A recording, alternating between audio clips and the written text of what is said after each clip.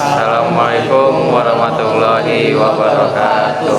Salam sejahtera bagi kita semua. Perkenalkan, kami dari kelompok 1 peserta Bootcamp JAS dengan nama kelompok Cafe Point, Project Cafe Point. Pada kesempatan kali ini, izinkan kami mempresentasikan hasil proyek kami, yang dimana kami membuat aplikasi Point of Sale Cafe Point. Nama saya Raditya Dipalawadi sebagai ketua. Nama saya Farel Gusti Pratama. Nama saya Tordi Benistorus. Saya Sabrina Rivalia Jadi. Pada proyek kali ini kami menggunakan Golang untuk API-nya, lalu menggunakan Flutter untuk efek mobile-nya dengan menggunakan bahasa Dart, dan yang terakhir menggunakan Rakite untuk membuat websitenya. Langsung saja kita masuk ke alur dari proyek kami. Oke, di sesi yang pertama ini saya akan menjelaskan dari segi flow di websitenya dulu. Yang pertama bisa kita lihat di websitenya itu terdapat dashboard admin, yang dimana di dashboard ini ada total transaksi, item terjual, dan omset per harinya.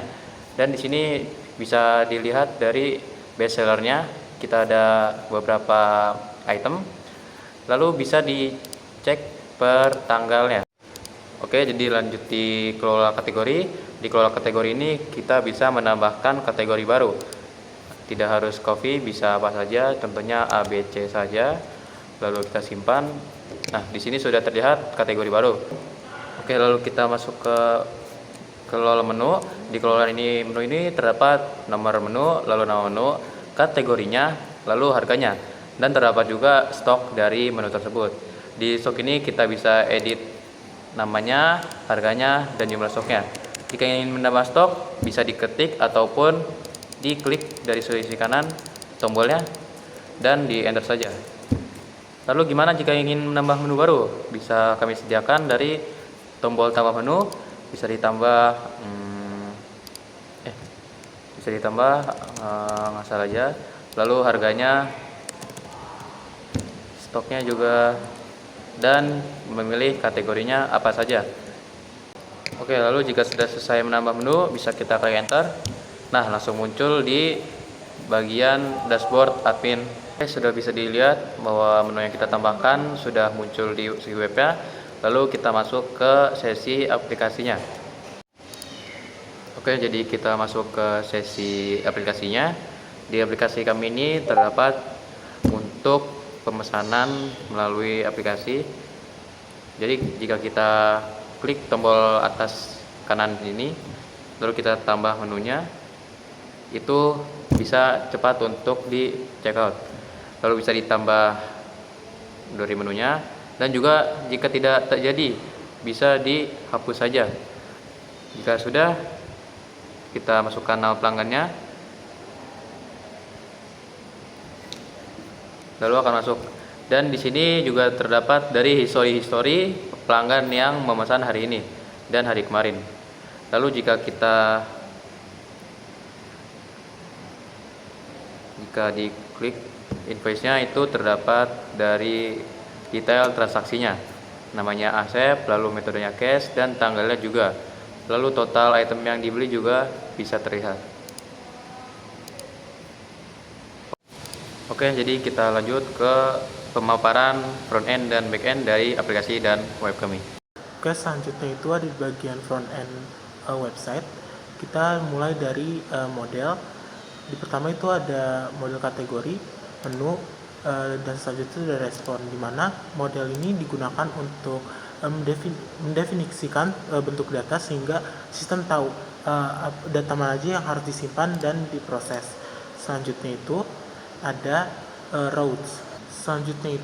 routes. Di mana routes ini berfungsi sebagai penghubung antara pengguna dan fungsi di server. Di sini terlihat ada routes kategori, dashboard, layout, login, menu, dan sebagainya. Selanjutnya kita masuk ke page. Yang pertama itu ada di halaman login, di mana di halaman login ini user memasukkan username dan password, kemudian data dikirim ke API. Jika API-nya benar, API akan mengembalikan token lalu diarahkan ke dashboard. Di sini terlihat ada tampilannya juga, kode tampilannya juga. Selanjutnya ada dashboard. di mana pada dashboard ini sistem mengambil data laporan harian dan bestseller secara real time dengan menggunakan SWR, lalu menampilkan dalam bentuk chart dan table. Ada juga fitur laporan berdasarkan periode tanggal. Untuk pengolahan data ada halaman kategori dan menu juga. Selanjutnya ada menu, sama dengan kategori, dia menggunakan CRUD, data diambil juga dari API, lalu ditampilkan dalam bentuk tabel juga. User bisa menambah, mengedit, ataupun menghapus data dengan dialog konfirmasi serta notifikasi tools. Dari seluruh UI ini menggunakan komponen seperti card, dialog, button, dan spinner. Nah, selanjutnya ada page kategori, di mana dia menggunakan CRUD, data diambil melalui API lalu ditampilkan dalam table. Ya, user bisa menambahkan data, mengedit, dan menghapus data dengan dialog yang sudah dikonfirmasi serta ada notifikasi toolsnya. Selanjutnya kita akan masuk ke bagian front end mobile. Kita masuk ke dalam aplikasi mobile. Yang pertama itu ada API-nya, terus menu detail ini untuk database-nya, transaksi detail database juga, transaction juga, dan format number ini fungsinya untuk rupiahnya. Fungsi transaction ini untuk history transaksinya, dan home ini buat tampilan awal.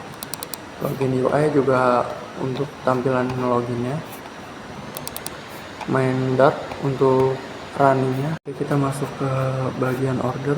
Order ini fungsinya untuk mencatat pesanan atau pembelian dari pelanggan.